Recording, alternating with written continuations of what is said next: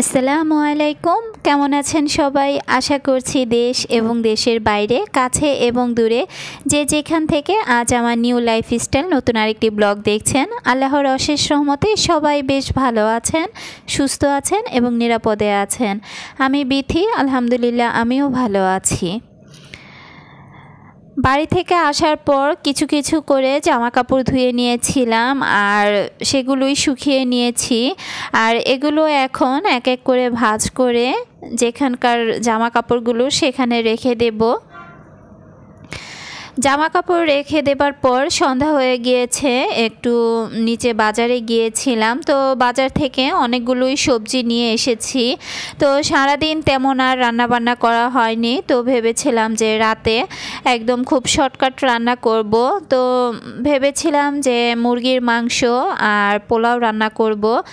তো সবজি নিয়ে আসার সময়ই আর কি বাসার যে ম্যানেজার, তো সে বলেছিল আগামীকাল গ্যাসের প্রবলেম হবে, তো যার জন্য যে রান্নাটা খুব সকাল সকালই সেরে নেওয়ার জন্য।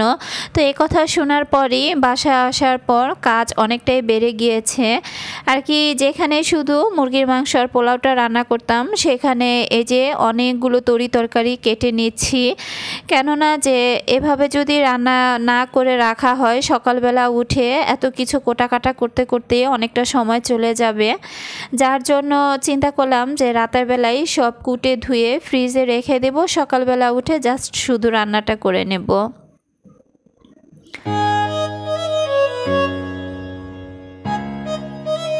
তো আমি কিন্তু পেঁয়াজ, তারপরে পটল, আলু, বেগুন কি যা যা রান্না করব একটু বেশি করে আগামীকাল রান্না করব, তো যার জন্য সব কুটে আমি রেখে দিচ্ছি। ওইখান থেকে পুঁই শাকগুলো বেছে নিয়েছি আর এখন ডাঁটাগুলো বেছে একেবারে ফ্রিজে রেখে দেব।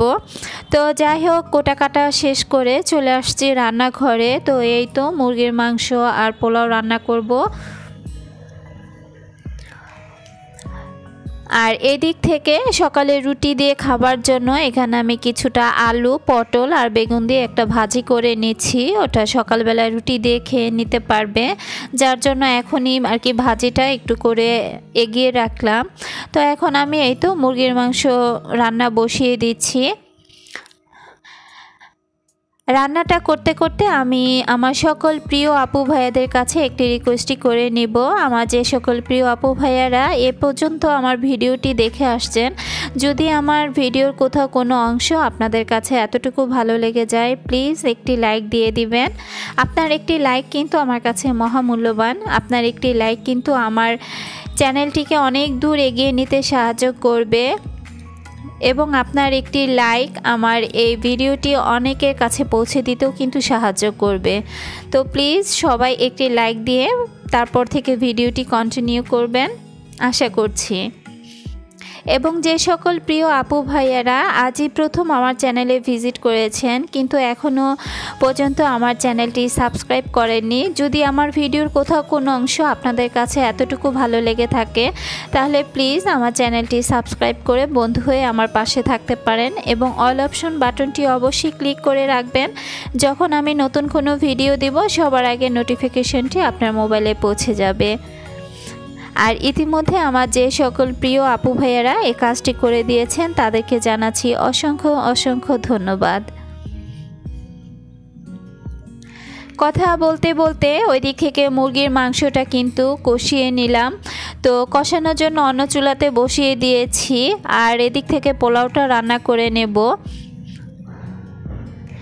এখন কিন্তু প্রায় রাত 8:30 9টার মতো বেজে গিয়েছে। তো চুলাতেও গ্যাসের প্রবলেম, আসলে ভাড়া বাসায় থাকা মানে অনেক ঝুট ঝামেলা সহ্য করে থাকতে হয়। তো মাঝে মাঝে যখন এরকম পরিস্থিতির শিকার হই তখন মনে হয় যে সব ঢাকা শহর ত্যাগ করে একেবারে গ্রামের বাড়িতেই চলে যাই। কেননা কুড়ের ঘর হলো গ্রামের বাড়ি, নিজের ঘর, ওখানে শান্তির একটা জায়গায় আলাদা। এত টাকা মাস শেষে ভাড়া দিয়ে তারপরও দেখা যায় যে গ্যাস থাকে না, বিদ্যুৎ থাকে না, তার উপর পানি থাকে না। কিন্তু মাস শেষে কিন্তু সবগুলো বিলই আমাদের গুনতে হয়, মোটা অঙ্কের একটা বিল গুনতে হয়। তো কিছুই করার নেই। তো গ্যাসের এই সমস্যা দেখে চিন্তা করছি যে সিলিন্ডারটাই ভরে নিয়ে আসবো। তো দেখা যাক যে তারপর কি করা হয়, সিলিন্ডারেই ভরি না ইন্ডাকশানে রান্না করা হয়। ইন্ডাকশানে রান্না করতে গেলেও কিন্তু প্রচুর বিদ্যুৎ বিল আর কি দিতে হয়। তো কি করব সেটাই চিন্তা করে পারছি না। তো মনে মনে আর কি ভাবছিলাম যে রাতের বেলা আপনাদের ভাইয়া আসলে তারপর ওর সাথে কথা বলবো যে কি করব। সিলিন্ডারটাই সে আমাকে ভরে এনে দিবেন, আমি ইন্ডাকশানে রান্না করব আর কি। গ্যাস দেখা যায় এমন এমন সময় গ্যাস থাকে যে সময়টা আর কি খাওয়া দাওয়া শেষে দুপুরবেলা হয়তো একটু ঘুমানোর সময় বা বাচ্চারা ওই সময়তে খাওয়া দাওয়া শেষ করে বা প্রাইভেটে থাকে ওই টাইমটাতে গ্যাস থাকে। তো কার কার এলাকাতে এরকম গ্যাসের সমস্যা আছে প্রিয় আপু ভাইয়েরা অবশ্যই কমেন্ট বক্সে কমেন্ট করে জানাবেন।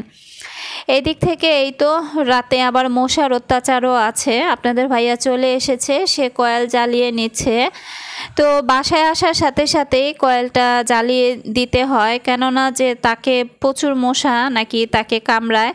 তো এই তো কয়েল জ্বালিয়ে দিলাম। আর এই দিক থেকে মুরগির মাংসটা কষানো হয়ে আসছে, এখানে এখন পানি দিয়ে দিব। তো পরিমাণ মতো ঝোলের পানি দিয়ে দিলাম।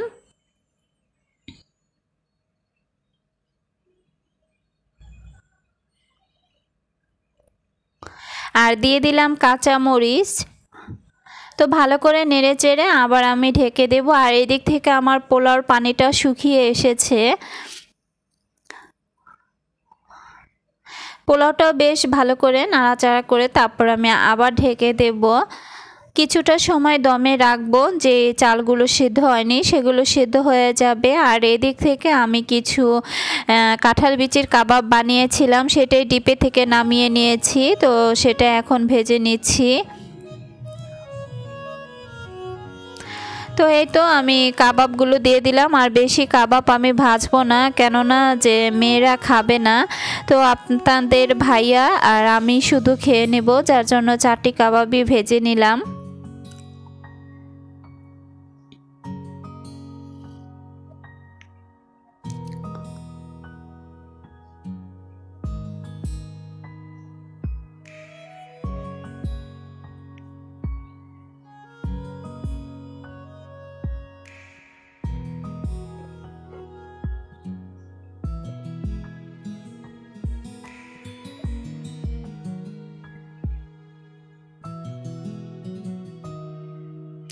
কাবাবগুলো উল্টিয়ে পাল্টিয়ে আমি কিন্তু একদম কড়া করে ভেজে নিয়েছি। এখন কাবাবগুলো তুলে নিব একটি প্লেটে।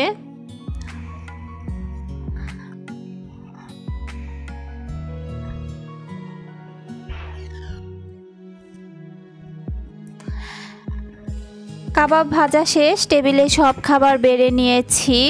তো বড় মেয়ে তো আগেই খেতে বসে গিয়েছে, যেহেতু বড় মেয়ে পোলাওটা খুবই পছন্দ করে। যেদিন পোলাও রান্না করা হয় সেদিন সবার আগেই সে টেবিলে এসে যায়, তাকে তেমন একটা ডাকাডাকি করতে হয় না। তো সব কিছু বেড়ে নিয়েছি। আপনাদের ভাইয়ার ছোট মেয়ে টিভি দেখছে। আর এদিক থেকে আমি আবারও একটু গোসল করে নিয়েছি রাতের বেলা, যেহেতু অনেক কাজ করেছি, ঘেমে গিয়েছিলাম, তো প্রচুর গরমও লাগছিল। তো গোসল সেরে এসে এই তো প্লেটে খাবার বেড়ে নিচ্ছি। এখন বড় মেয়েকে খেতে দিয়ে দিব। আর আপনাদের ভাইয়া ছোট মেয়েকে ডাকছি বারবার টেবিলে আসার জন্য, যেহেতু এখন 10টা কিন্তু অলরেডি পার হয়ে গিয়েছে। এখন এই তো মেয়েদেরকে খাবার বেড়ে দিচ্ছি, সাথে আপনাদের ভাইয়া ছোট মেয়ের খাবারটাও বেড়ে নিচ্ছি। আর ওদেরকে ডাকছিলাম বারবার যে তাড়াতাড়ি আসো, অনেক রাত হয়ে গিয়েছে, সবাই বসো একসাথে খেয়ে নেই। তো যাই হোক, আমার অনেক প্রিয় আপুরাই আমার চ্যানেলে যোগ হয়েছেন, কিন্তু দেখা যাচ্ছে যে ইদানিং হয়তো আমার সে আপুরা আমার ভিডিওগুলো আর দেখছেন না, হয়তো বা নিজেদের অনেক কাজে ব্যস্ত হয়ে পড়েছেন আমার মতো। তো যেহেতু আপনারাও ব্লগিং করেন, তো যাই হোক, আশা রাখছি আপুরা আবার আমার চ্যানেলটি আবার আগের মতো আপনারা দেখবেন, আমার চ্যানেলটি ঘুরে যাবেন। আর এদিক থেকে এই তো খাওয়া দাওয়া শেষ করে বেসিনে চলে এসেছি। তো প্রতিদিনই দেখা যায় থালা বাসন জমিয়ে রাখি, অনেক সময় ধুয়ে রাখি আবার অনেক সময় ধুয়েও রাখি না। তো আজকের পর থেকে চিন্তা করেছি আমি আর থালা বাসন এভাবে বেসিনে জমিয়ে রাখবো না, যখনকার থালা বাসন তখনই আমি ধুয়ে ফেলবো। তো এই তো আমার কিন্তু থালা বাসনগুলো আমি ধুয়ে নিচ্ছি আর রান্নাঘরটাও ক্লিন করে একেবারে তারপরে ঘুমাতে যাব।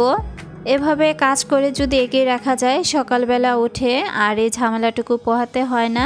তো এই ছিল আজকের মতো ছোট একটি ব্লগ। কেমন লাগলো আমার প্রিয় আপু ভাইয়েরা অবশ্যই কমেন্ট বক্সে কমেন্ট করে জানাবেন। তো আজকের মতো এখানেই বিদায় নিচ্ছি। সবাই ভালো থাকুন, সুস্থ থাকুন। আল্লাহ হাফেজ।